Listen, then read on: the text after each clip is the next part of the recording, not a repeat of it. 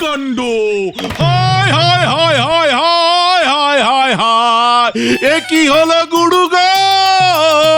আমি যে তোমার কথা রাখতে পারলাম না গো। জীবনে একটাও জ্যান্ত ডাকাত ধরতে পারলাম না গো। বলো হে গুরুদেব গুফো দারোগার জয়! গুলটে মামা, এসব কি হচ্ছে?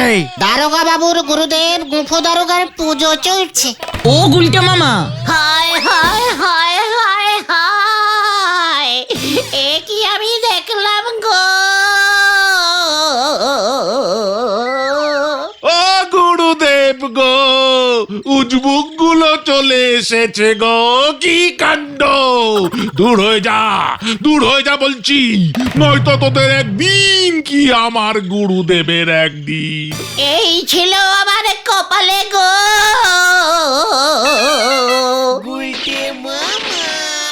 তুমি এভাবে কেঁদে ফেললে কেন গুলটে মামা?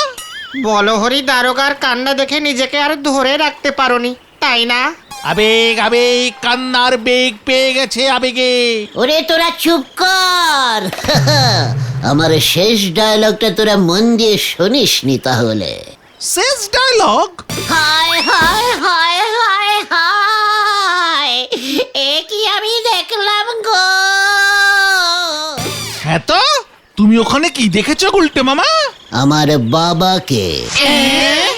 তোমার বাবা কে? ওই গুফো দারোগা। হ্যাঁ রে, ওই গুফো দারোগাই আমার বাবা রে। তোমার বাবার ওই মোটা জাঁদরেল গোঁফ, আর তোমার ওই গোপ নিয়েই তো ঝামেলা পেকেছিল রে। তাই তো আমি পিসিমার কাছে চলে এসেছিলাম সেই ছোট্টবেলায়। এই কেসটা একটু ঝেড়ে কাশো তো গুলটে মামা। ভেরি ইমোশনালিস্টিক কেস রে। বাবা ছিলেন সেই সময়ের জাদরেল দারোগা। ইয়া মস্ত গোপ, তাই তাকে সবাই গুফো দারোগা বলতো।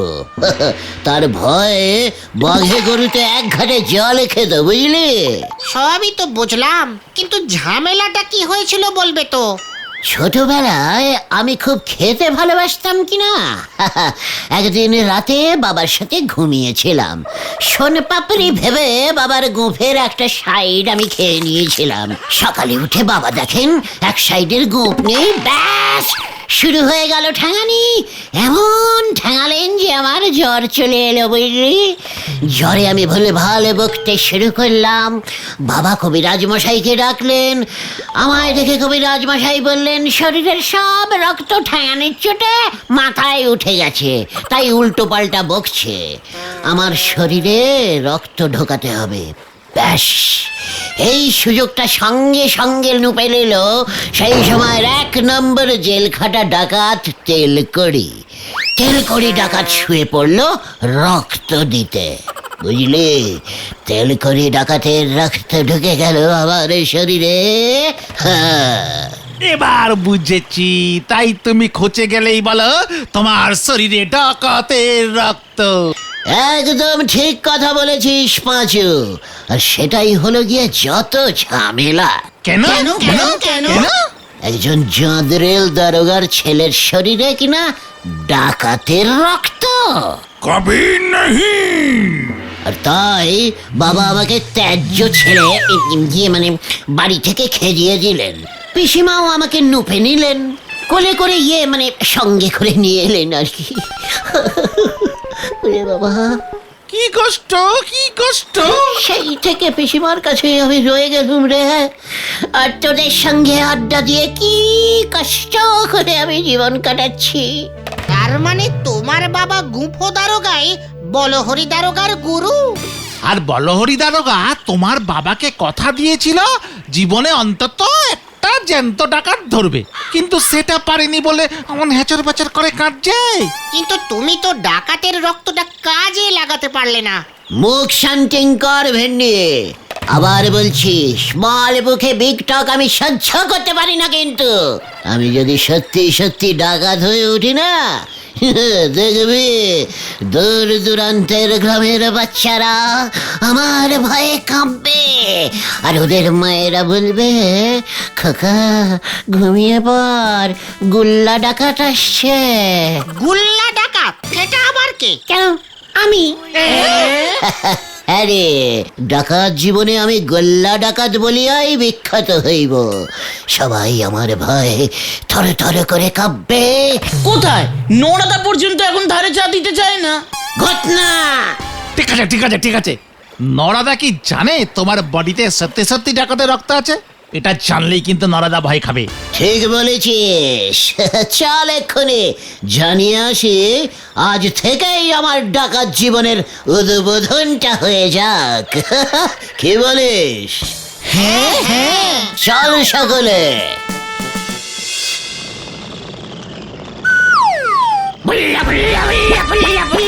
এই নরা, চা দে দেখি। দেবনে ও যতই নম্প জম্প করো চা হবে নে। আরে এক কাপ চাও তোমারে বাকিতে দেওয়া যাবে নে। যা নরা, তুই হয়তো জানিস না আমার শরীরে ডাকাতের রক্ত ঢোকানো আছে। ও অক্ত টক্ত সব সরবুত হয়ে গেছে। তোমার মতো ফুটো ডাকাতের ভয় আমি পাই নেই, তোমারে বলে দিলে। পাঁচু, নরা আমাকে ফুটো বলছে। ওকে বলে দে আমার শরীরে ভয়ঙ্কর তেলকরি ডাকাতের রক্ত আছে কিন্তু। হরি বল, এসব তেল করি দেখে আমারে কিছু করতে পারবে নে। আমার এক কথা, ফেলো করি মাখো তেল, টাকা দাও চা খাও। কি? নিকার 1 টাকা 45 নয়া, দুধ চা 2 চামচ চিনি দে, 2 টাকা 35 নয়া পয়সা, ব্যাস। নরা, তাহলে আমিও তোকে বলে রাখলাম, আমিও চা খাবো না। কাজটা তুই ভালো করলি না কিন্তু। ডাকাতের রক্তওয়ালা একজন মানুষকে তুই খেপিয়ে দিলি। এর ফল তোকে ভোগ করতে হবে বলে দিলাম। চলে আয় তোরা।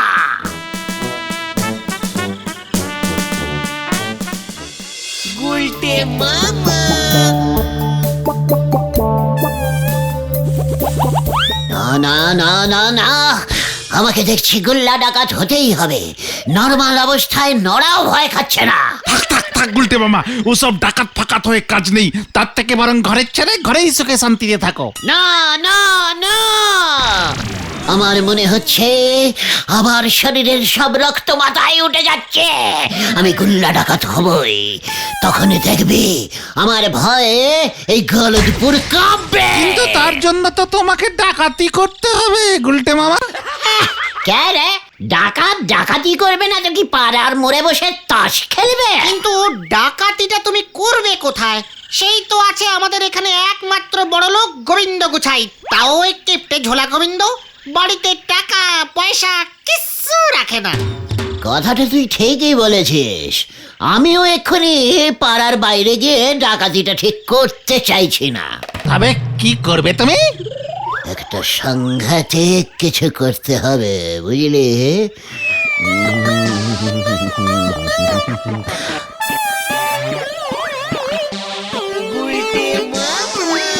পেয়েছি! ভেবে দেখ সিনটা। গভীর রাত, ঝোলা গোবিন্দ ট্রাক ভর্তি করে ঝোলা গুড় আনছে। হঠাৎ পথের মাঝখানে হাজির হলো গুল্লা ডাকাত।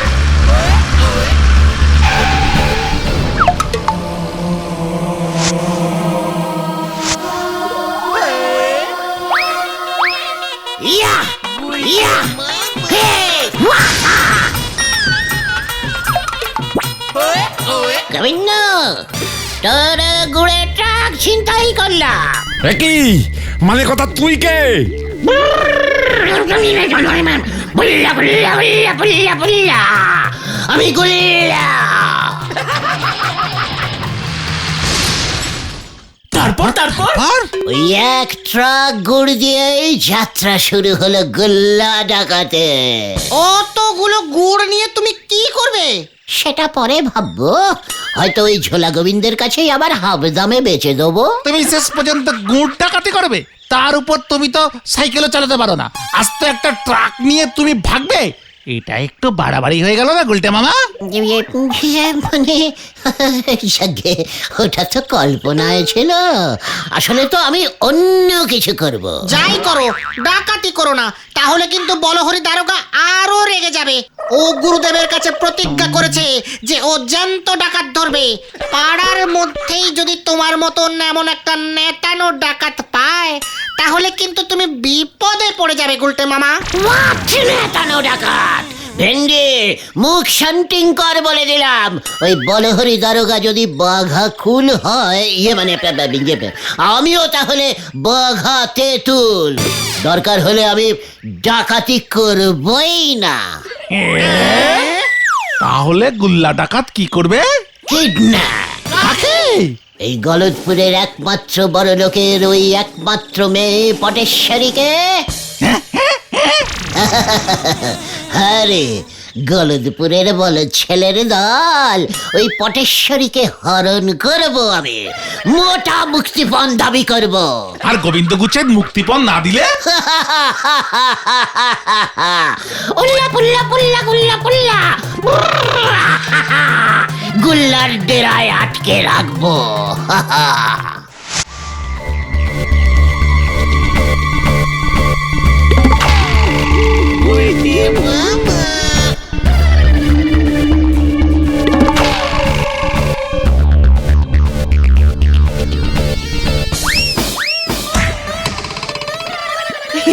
আমি এখন একটি ঝিঙ্কুমণি পচা পল্লী ডান্স করে দেখাচ্ছি। তাথুই তাথুই নাথুই নাচে নাচে থই থই থই থই তা তা। আরো জোরে, আরো জোরে। এই গুল্লা, এই ভালো হচ্ছে না মানে কথা বলে দিলাম। এ বাবা, কাকের পাটি, শুভ কাজে গুড সাইন। তাহলে এটাই ফাইনাল, বুঝলি? ওই বলহরি দারোগা ডাকাত ধরবে বলে প্রতিজ্ঞা করেছে বাবার কাছে। কিডন্যাপ করলে ও কিছুই করতে পারবে না, উল্টে ভয় খেয়ে যাবে। কিন্তু ব্যাপারটা একটু বেশি রিস্কিং হয়ে যাবে না গুলটে মামা? প্ল্যানিং ঠিক থাকলে রিস্কিং হবে কেন রে? ভেরি ইজিক্যালি সোজা। দেখ এবার শুয়ে বসে কিভাবে রোজগার করতে হয় দেখ।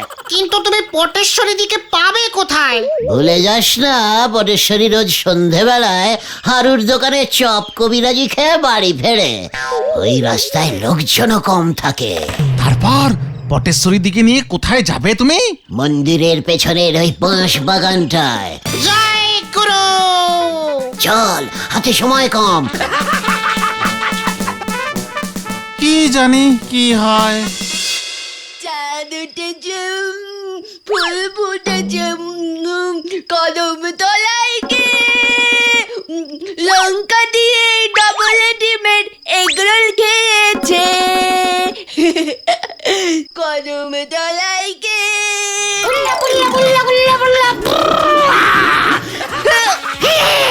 খবরদার, হুঁশিয়ার, ইয়ে মানে সমাজদার।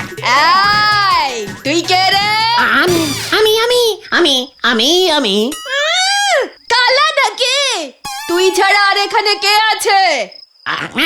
আমি হলাম যে গুল্লা গুল্লা গুল্লা।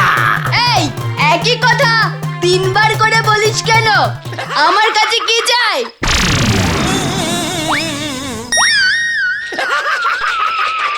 রোল পাবি না। একই ভয় পাচ্ছ না কেন? Kidnap kidnap kidnap. কে কে কে কে কে কে? তুই তুই তুই। ওমা, তাই আমাকে কে কিডন্যাপ করলো? কখন? আমি এই এখন, এই মাত্র। চল আমার সঙ্গে। কোথায়? পাহাড়ি জায়গায় না সমুদ্রের আশেপাশে? না, পাড়ার কিডন্যাপ পাড়াতেই, বাজেট কম, মন্দিরের পেছনের বাঁশ বাগানে। ও মা, কি মজা, কি রোমান্টিক ব্যাপার। আমি কিডন্যাপ হয়েছি। কাল সকালে পেপারে আমার ছবি বেরোবে। নিয়ে চলো আমাকে এক্ষুনি। যাবো কিসে? হেঁটে। এ মা, যা হেঁটে হেঁটে আবার কেউ কিডন্যাপ হয় নাকি? বলছি না বাজেট কম। চল তাহলে, ভাল লাগে না। ওই দেখো আবার তুই টোকারি করছে।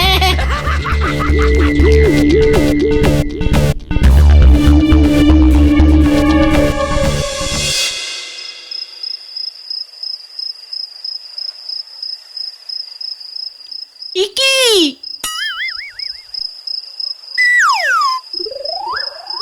তোরা, তোদেরও কিডন্যাপ করেছে বুঝি?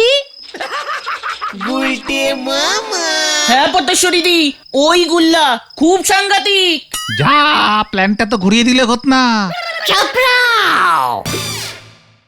উল্লা মুল্লা গুল্লা মুল্লা মুল্লা। আমি হলাম গিয়ে ব্রুম ব্রুম গুল্লা। তোরা পটেশ্বরী দিকে মানে পটেশ্বরীকে পাহারা দে, আমি ওর বাবার সঙ্গে কথা বলে আসছি। কি আমার বাবা কেন? সময় হলেই বুঝতে পারবি। গুল্লা গুল্লা গুল্লা গুল্লা গুল্লা। আমি হলাম গুল্লা।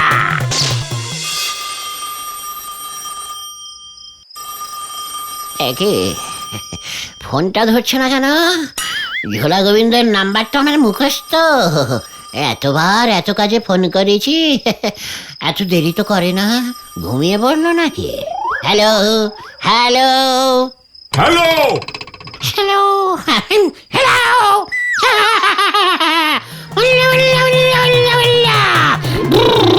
আমি গুল্লা। কি তা আমি কি করব হে? তুমি গুল্লা? আপনার মেয়েকে আমি কিডন্যাপিং করেছি। মানে কথা কি করেছিস? কিডন্যাপিং, হরণ হরণ করেছি, হরণ। তুই বুঝি রাবণ? মানে কথা তা বেশ করেছিস। কয়েকটা দিন আমি একটু শান্তিতে ঘুমোতে পারবো। এই 5 লক্ষ টাকা চাই আমার। কি 5 লক্ষ? 5 পয়সাও পাবি না মানে কথা। দেখি 1 লক্ষ দিলেই হবে। বললাম তো 1 টাকাও পাবি না। আর মানে কথা আমার মেয়েকে যখন হরণ করেছিস তখন বুঝবি এবার ঠেলা। তোকে না এবার উল্টে 1 লক্ষ টাকা দিতে হয়। কি মেশমশাই, মানে এবার কি হবে? 50,000 50,000। হ্যাঁ বেশ বেশ 50,000 এই আমি লাস্ট বলে দিচ্ছি, কিন্তু এটা আপনাকে দিতেই হবে। ফোনটা রাখ, মানে কথা নয়তো আমি পুলিশে খবর দেবো। এই দেখো অন্তত 5 টাকা দিন, হাত খরচ তো। মানে কথা তোর গলাটা কেমন চেনা চেনা লাগছে না? এই খেয়েছে, আমি রাখছি মেশমশাই।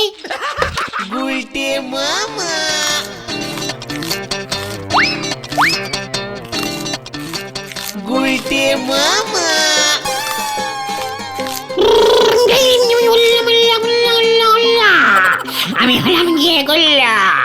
হুঁশিয়ার, এত বড় সাহস! আমার ডেরা এগরোল কে আনলো? আমি এনেছি হারুদার দোকান থেকে, পটেশ্বরী দি বলল। আর তাতেই তোরা ভয় খেয়ে এগরোল নিয়ে এলি? নয়তো থানি ছুড়ে মারবে বলেছিল। পয়সা কে দিল? ধারে ঝোলা গো, মানে গোবিন্দ বাবুর নাম লিখিয়ে। তাই তো আমি 5টা ভেজিটেবল চপ নিয়ে এসেছি। খাবে গুলটে? গুল্লা মামা। খবরদার, হুঁশিয়ার! এই চুপ কর তোর খবরদারি। রাতে কি খাবারের ব্যবস্থা করেছিস? চিকেন না মটন? একই সব কি বলছে? কততে রাজি হলো ঝোলা গোবিন্দ? 500 টাকা লাস্ট বললাম, ফোনটা রেখে দিল। এ বাবা, এবার কি হবে? মাংসের দামও তো উঠবে না। ওই মাংস নিয়ে আই হোটেল থেকে। আমার ঘুম পাচ্ছে, আমি ঘুমোবো কোথায়? এই ভালো বালিশ বিছানার ব্যবস্থা কর। এই শোন, কাল সকালে উঠে আমার 1 গ্লাস দুধ লাগবে, আর দুপুরে লুচি আলুর দম আর কচি পাঠা লাগবে। এত বাজেটের কিডন্যাপ তো নয় এটা পটু। যা কিছু 500 টাকার মধ্যেই সারতে হবে। ওই এত বড় সাহস তোর! আমাকে কিডন্যাপ করে নিয়ে এসে খাতির যত্ন করছিস না? পটু, তুমি বাড়ি যাবে? এই তুই কে রে?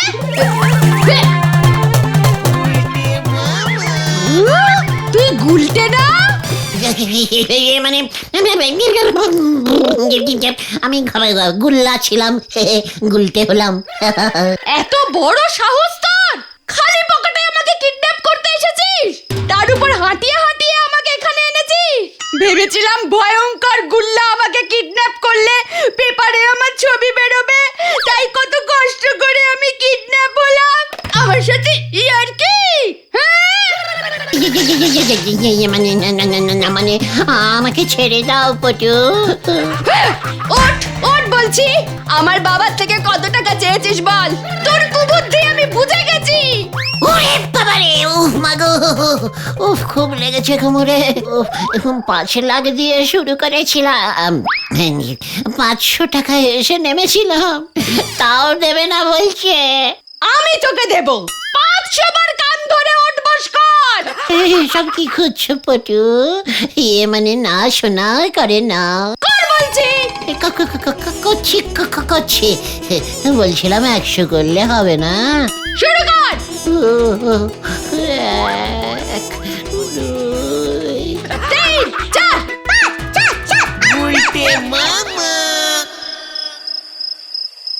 কি দরকার ছিল তোমার এসব ঝামেলা করবার? সব সময় মানুষ যা ভাবে তা হয় না রে, হয় না। পটেশ্বরী দিয়ে এতক্ষণে বাড়ি চলে গিয়ে ঘুমিয়েও পড়েছে। আমরা এত রাতে ফিরছি, বাড়ি ফিরলে বাবাও ঠেঙাবে। ওরে আমি কি ভেবেছিলাম নাকি রে যে ওই ঝোলা গোবিন্দ ওই রেটের কিপটে আর ওই মেয়ে ওই রেটে খায়? খাবার খরচটা হিসেবে ধরিনি রে।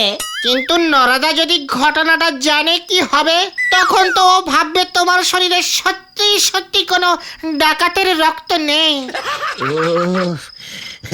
শোন না, বলছিলাম কি, তোরা নরাকে বলবি আমার ব্লাড টেস্ট করতে শহরে ওরে মা রক্ত পাঠানো হয়েছে। পরীক্ষার রিপোর্ট আসলে বোঝা যাবে রক্তটা এখন ডাকাতেরই আছে নাকি চেঞ্জিং হয়ে গেছে। ওরে বাবা রে, জয় গুলটে মামা জয়। আমি বরং আড্ডা মেরেই বাকি জীবনটা সুখে শান্তিতে কাটিয়ে দেবো রে। গুলটে মামা।